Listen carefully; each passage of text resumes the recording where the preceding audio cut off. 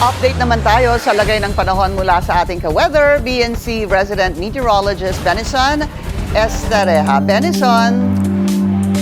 Pingising init ng mga nagaganap sa bansa ang mararanasan nating init sa mga susunod na araw. Yan po ay kahit unti-unti nang dadalas yung mga thunderstorm pagsapit po ng hapon. Patuloy din ang monitoring natin sa low pressure area sa loob ng ating PAR na nasa 995 kilometers silangan ng Southern Luzon.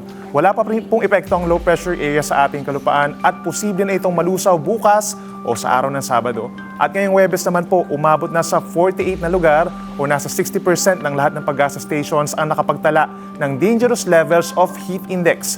Kabilang na dyan ng 46 degrees sa may Tuguegarao, Cagayan at Casiguran, Aurora at 45 degrees naman sa may Tarlac, Camarines Sur at Surigao del Norte.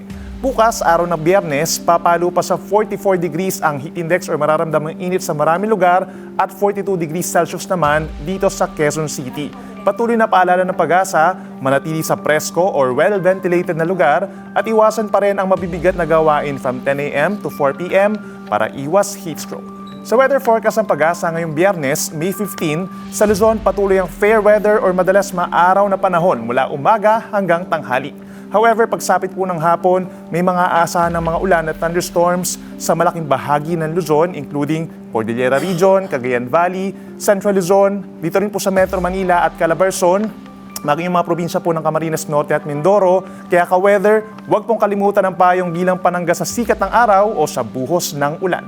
Sa Palawan at Visayas, magiging maaraw at matindi pa rin ang init ngayong Biyernes, kaya ugaliin pa rin po ang pag-inom ng tubig sa loob o labas man kayo ng inyong bahay.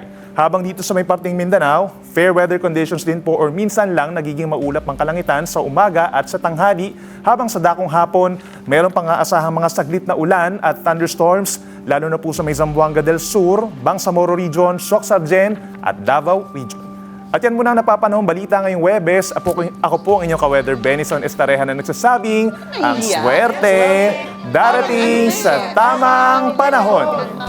Mag-follow sa aming mga social media accounts at mag-subscribe sa aming YouTube channel para sa pinakahuli at eksklusibong mga balita.